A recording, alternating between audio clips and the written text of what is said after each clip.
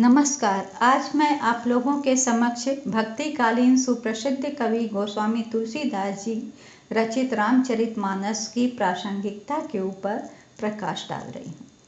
तुलसीदास जी जैसा कवि हिंदी साहित्य में हुआ, यह हिंदी साहित्य के लिए बड़े गौरव की बात है। यह तो उनकी विनम्रता थी जो उन्होंने अपने संबंध में लिखा।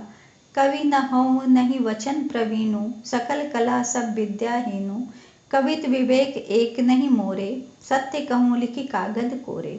यूं तो तुलसीदास जी ने अनेक ग्रंथों की रचना की, जैसे रामचरितमानस, कवितावली, दोहावली, गीतावली, जानकी मंगल, पार्वती मंगल, रामलाला नैछू, बरवै रामायण, वैराग्य संदीपनी, हनुमान बाहुक आदि। परंतु तुलसीदास ने इन सभी ग्रंथों की रचना न कर मात्र रामचरितमानस की भी रचना की होती, तब भी उनकी प्रसिद्धि में कोई कमी नहीं आती। तुलसीदास जी काव्य कला के मर्मज्ञ थे, परंतु कोरे पांडित्य प्रदर्शन के लिए उन्होंने अपनी लेखनी कभी नहीं चलाई। इनके द्वारा रामचरितमानस का स्थान हिंदी साहित्य में ही नहीं, विश्व साहित्य में भी निराला है।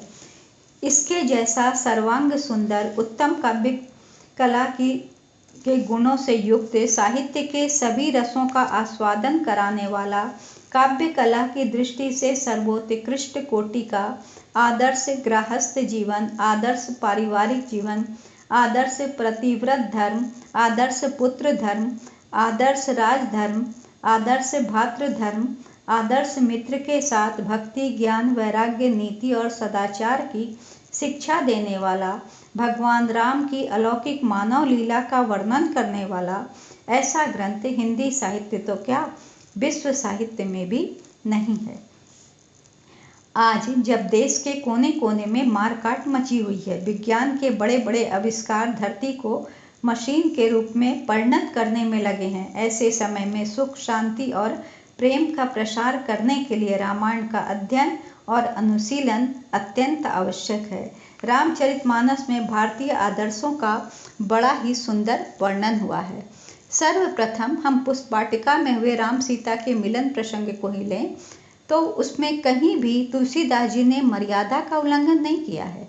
वाटिका में पुष्प चयन करते समय श्री राम को देखकर सीता जी उन पर मुग्ध हो जाती हैं, किंतु सखियों के साथ होने के कारण वे उन्हें स्वतंत्रता पूर्वक नहीं देख पाती। इसी कारण वे पशु पक्षियों को देखने के बहाने बार बार मुड़कर श्री राम की ओर देखती हैं और प्रेम विभोर हो जाती हैं। देखन मिस मृग बिहग तरु, फिरई बहोरी बहोर, निरखी निरखी रघुवीर छवि, बाढ़े प्रीत न थोरी। इसी प्रकार रंगभूमि में बैठे श्री राम लक्ष्मण को वे एकटक नहीं देख पाती। सीता जी की लज्जाशील मर्यादा का यह चित्रण बड़ा ही सुंदर है। गुरुजन लाज समाज बड़, देखी सिय सकजान, लागी बिलोकन सखिन तन, रघुवीर रही उर-आन। इस प्रकार तुलसीदास जी ने प्रेम वर्णन करते समय में भी सर्वत्र मर्यादा का पालन किया है। आदर्श पुत्र धर्म तब देखने को मिलता है जब विमाता कैकेयी के मुंह से यह सुनकर कि उन्होंने ही राजा से 2 वरदान मांगे हैं, पहला श्री राम को 14 वर्षों का वनवास और दूसरा भरत को राज्याभिषेक, तो श्री राम को न तो माता कैकेयी के प्रति क्रोध आता है और न ही उन्हें राजपाट खोने का दुख होता है, वरन अत्यंत विनम्र शब्दों में वे माता से कहते हैं, सुनु जननी सोई सुत बड़ भागी, जो पितु मातु वचन अनुरागी।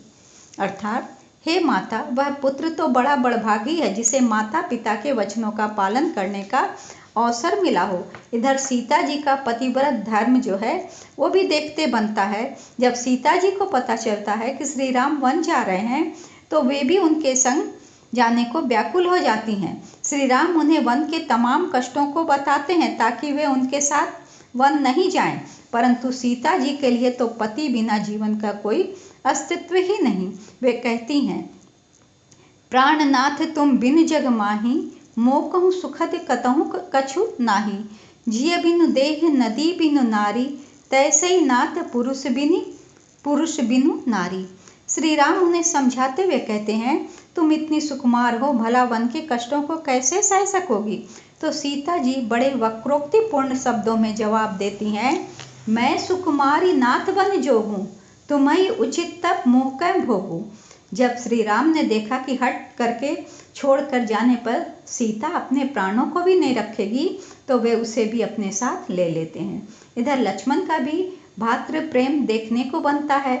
अपनी नवपरिणीता पत्नी उर्मिला को अयोध्या में ही छोड़कर श्री राम की सेवा हेतु उनके संग वन को चल पड़ते हैं। कवि की सूक्ष्म दृष्टि ने लोक हृदय की भी उपेक्षा नहीं की। अयोध्यावासी अपने प्रिय राम के विरह में अत्यंत विह्वल हैं। राम के साथ साथ वे भी वन की ओर जा रहे हैं। राम के बार बार आग्रह करने पर वे पीछे लौट जाते हैं, किंतु कुछ ही क्षणों बाद वे पुनः उनके पीछे चलने लगते हैं। चलत राम लखी अवध अनाथा, बिकल लोग सब लागे साथा, कृपा सिंधु बहुविधि समझावहीं, फिरहि प्रेम बरु पुनि फिर आवहीं। सूक्ष्म दृष्टा तुलसीदास जी ने राम के स्वजनों में नगरवासियों को भी परिगणित करके काव्य को लोकानुभूति के सहज धरातल पर उतारा है। इधर ग्रामीण नर नारी सुंदर संभ्रांत राम, सीता और लक्ष्मण को जंगल में पैदल चलते देखकर परस्पर उनके विषय में हृदयगत भाव प्रकट करते हुए कहते हैं, जे पितु मातु कहीं सकी कैसे, जिन पठय बन बालक ऐसे। कुछ ग्रामीण बधवें सीता जी के पास आकर कहती हैं, स्वामिनी अविनय क्षमा भी हमारी, बिलग न मानव जानी गंवारी, राजकुंवर दो सहज सलोने, इनते लही दुति मरखत सोने। और सीता जी उसका मने कोटि मनोज वजावन हारे, सुमुखी कहों को आही तुम्हारे। सीता जी के समय बड़ा संकट पड़ जाता है जब ग्राम वधे पूछती हैं कि दोनों में कौन तुम्हारा पति है और कौन क्या। तो मर्यादित ढंग से सीता जी उसका जवाब देती हैं। कहती हैं, सहज सुभाय सुभग तन गोरे, नाम लखन लघु देवर मोरे। इतने पर भी यह स्पष्ट न हो पाता है कि सुंदर सांवले सलोने कोटि मनोज वजावन हारे कौन है। तब सीता जी के जरिए उत्तर दिलाने में गोस्वामी दास जी ने अपनी पूरी काव्य क्षमता एवं अनुभवशीलता प्रदर्शित की है। कितने सुंदर ढंग से सीता जवाब देती है, वो देखते ही बनता है।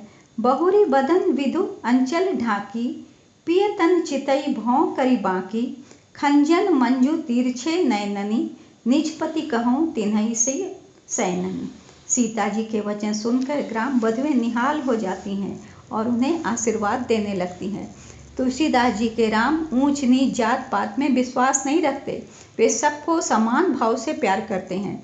यही कारण वे एक और प्रेम बस सबरी के जूठे बैरों तक को खाते हैं, तो नीच जाति के निषाद को अपना प्रिय सखा मान उसे गले से भी लगाते हैं।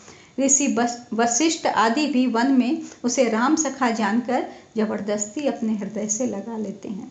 श्री राम सदैव मर्यादा का पालन करते हैं। ऐसे राम जब छिप कर बाली का वध करते हैं तो बाली उनसे पूछता है, धर्म हेतु अवतरेहु गोसाई, मारई मोहि व्याध की नाई, मैं बैरी सुग्रीव प्यारा, अवगुण कवन नाथ मोहि मारा।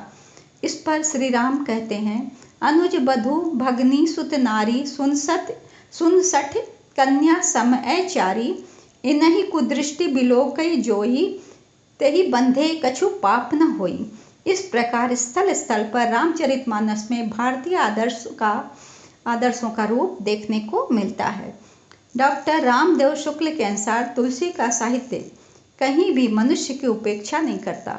आज के मनुष्य के लिए वह इस अर्थ में और भी सार्थक है कि वह साक्षात्कार का साहित्य है। निराला जी ने रामचरितमानस की प्रशंसा करते हुए लिखा, उस समय के कवि समुदाय में गोस्वामी तुलसीदास जी श्रेष्ठ माने जाते हैं। जनता ने उनकी रचना रामायण का कितना आदर किया यह प्रत्यक्ष है। यह बात निर्विवाद है कि आर्यावर्त के अधिकांश लोगों ने रामायण निर्दिष्ट मार्ग को ही अपना मार्ग मान लिया। भारत का एक बहुत बड़ा भाग रामायण को अपना धर्म ग्रंथ समझने लगा। रामायण की चौपाइयाँ देव वाक्य हो गईं। रामायण लिखने के लिए उन्हें परमात्मा का आदेश भी तो मिला था।